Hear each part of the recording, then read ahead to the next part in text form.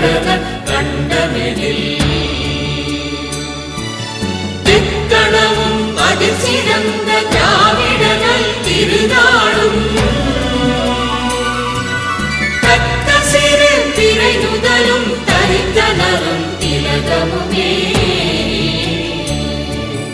அத்திலக வாசனை போல் அனைத்துலகும் இன்பமுற எத்திசையும் புகழ் மணக்க இருந்த பெரும் தமிழனே